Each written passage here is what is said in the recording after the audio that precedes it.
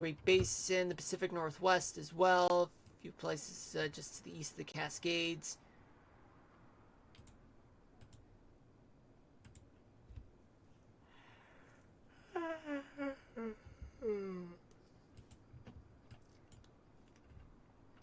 Wednesday morning for you, while your temperature readings will be in the low to mid single digits in degrees Celsius. There will be mild temperatures throughout the mid to low Mississippi Valley, western Gulf, parts of the Ohio Valley, Florida, Desert Southwest, Central Valley, California, and places in the Pacific Northwest on the coastal side. Freezing temperatures in the northern Rockies. Hold on a minute. Now we're back.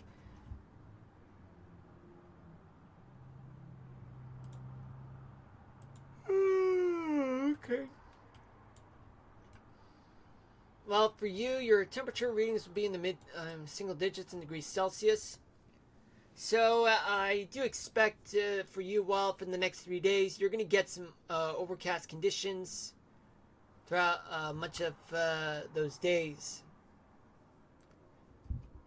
Mild temperatures will occur throughout the southern half of the country, though, just a little bit in the central part of the Great Plains, megalopolis parts in the Northeast, the Ohio Valley, Great Basin, and parts of the Pacific Northwest. Very warm temperatures in South Arizona and western and northern Texas. Sorry about that.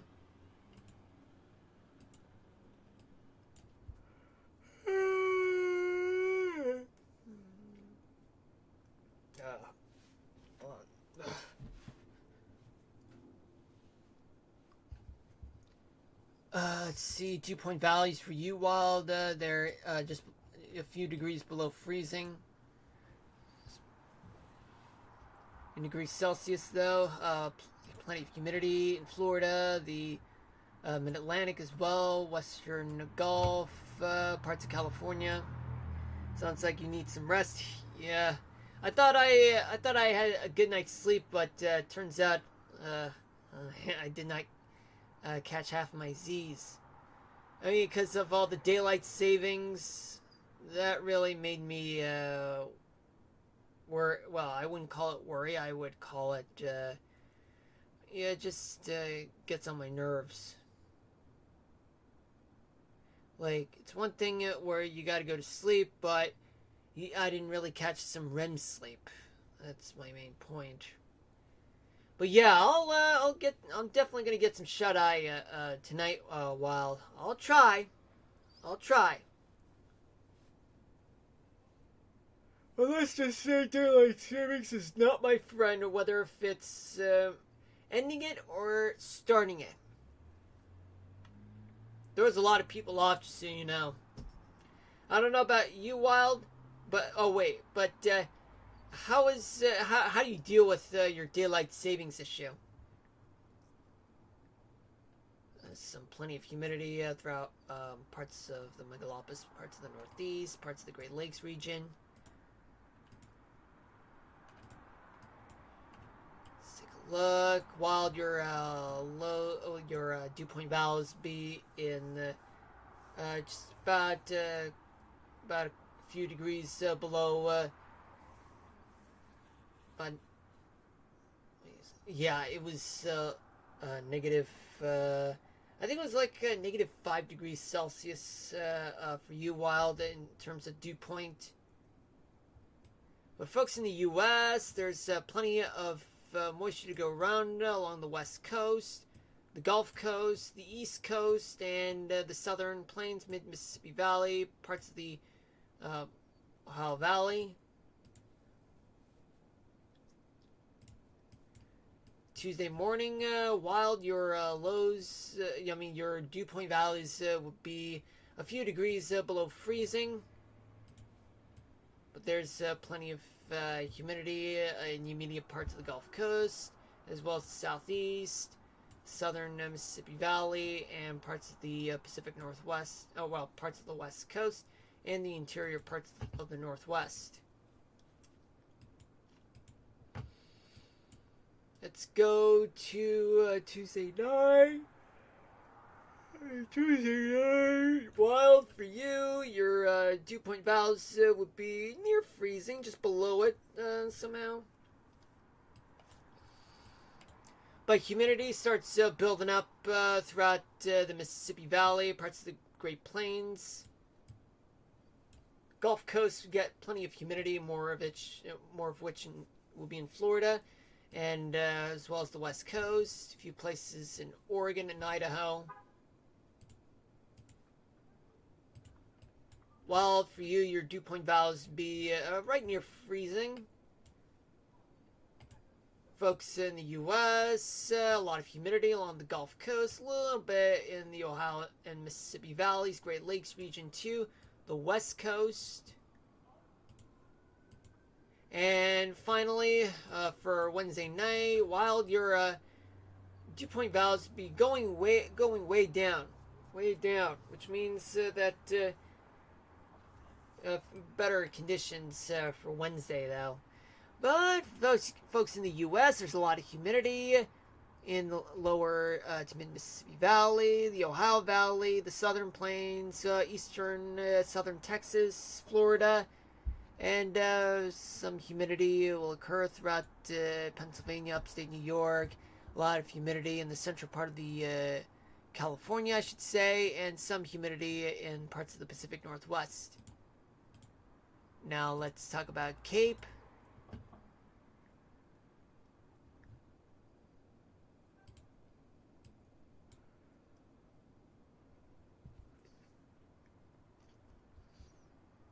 There is a lot of humidity in a lot of convection, I should say, in South Florida, and a little tiny bit of convection throughout parts of the East Coast, all the way to Hartford, Connecticut, and as well as some convection in parts of the Great Lakes region.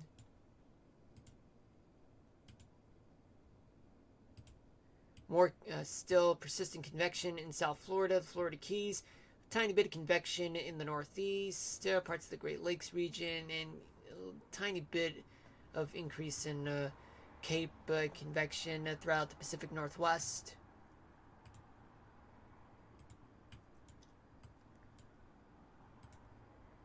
A lot of convection in the Florida Keys, tiny bit of convection in the interior and northern parts of New England, the Northern Rockies, Bitterroot Mountains, and parts of the Pacific Northwest.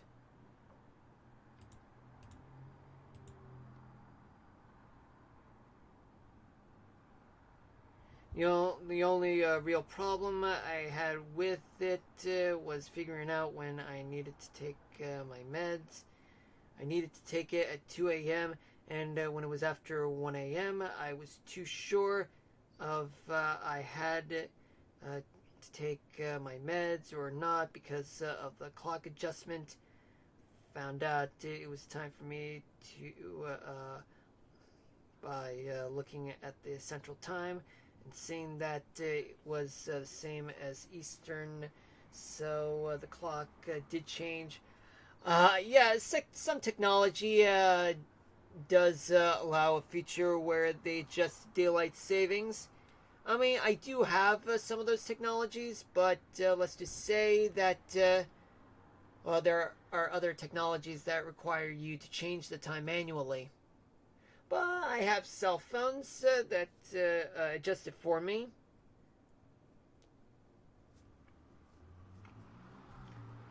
But yeah, it is tough though. Though to be honest, while I really don't like the whole daylight savings thing. Yeah, because I mean, by the time I'm done with work, it'll be dark out, and sometimes some days, some working after work on some working days, I come home and stream, and find out that I would need to turn on the lights, and sometimes I'm used to not turning on the lights because it usually like 6 o'clock would be during the daytime, but now, well, even though like it's normal, but even that I'll never adjust to daylight, to ending, changing the times, if you know what I mean. Wild. But yeah, it is. But damn, the whole taking meds part, like at a given time, really did, mess, things up. Yeah, it does become pain. All right, let's take a look. Okay, so where are we? Okay, so this is Tuesday night. Less convection in Florida, and tiny bit still left over in parts of New England and the northwestern part of the country. Has slight more convection. Northern California too. Well, you're not getting convection in the next 2 days, but let's see for Wednesday morning. A tiny bit of convection in parts of Florida, Western Gulf, and much of New England that had its remaining marginal amount of convection is gone. Anyway, some convection will be in some parts of the Great Lakes region, Minnesota, and a tiny bit still left over on the West Coast. And we see a slight increase in convection in South Florida.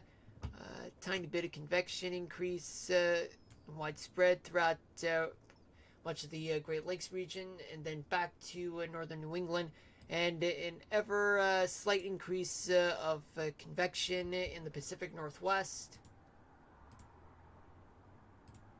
Oops, I'll have to leave it here for snow, which we're going to get back to. This is for the 3 days, though.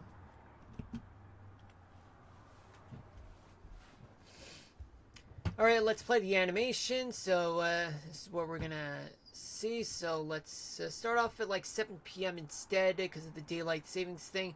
We do have wet weather moving into the Great Lakes region. That includes your area while in the overnight hours. I may have overdone it. But there's still going to be some showers, a few places with winter precipitation, depending on the temperature profile in the Great Lakes region. But you'll be done with it while for tomorrow morning. But yet moisture would be a thing throughout the mid-Atlantic states and the coastal areas. Some mountain snow and coastal valley rains, but not in a widespread fashion, will be in the Pacific Northwest and the Cascades. Then going into Monday, tomorrow afternoon and tomorrow evening, where it becomes more widespread, all that moisture starts converging in the northeast, with a few areas dealing with some wintry precipitation up in the mountains or in areas that have temperatures that are below freezing. And we do have a lot of mountain snow and valley coastal rains in the Pacific Northwest, Northern Rockies. Looks like you're not getting any wet weather wild for tomorrow night. South Florida, maybe a tiny chance of showers.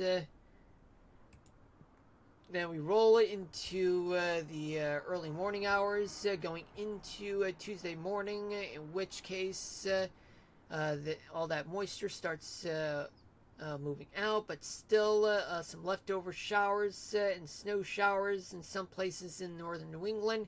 And there's still more wet weather in the northwestern part of the country. Northern California still seeing some rain. And Washington State and northern Oregon, some mountain snow and coastal valley rains, as well as some valley rains and mountain snow in the northern Rockies. But some places might deal with some freezing rain or sleet, wintry mix. And then we move into Tuesday afternoon and into Tuesday evening, where there will be more rains throughout Oregon and Northern California. All that wintry weather starts moving slightly to the east towards the northern Rockies, with some valley rains and mountain snow. Then we have moisture moving into the Dakotas and Minnesota on the northern side, where showers will be moving eastward. While be on the lookout. Then all that precipitation wintry precipitation or above freezing precipitation starts moving out. Florida Keys, a few places we might get some showers though. Let's see, going into it later into Tuesday evening, while the overnight hours you're going to get wet weather, but it'll taper off by the time 7 a.m. on Wednesday will arrive. But all that rain will occur throughout parts of Michigan and a few places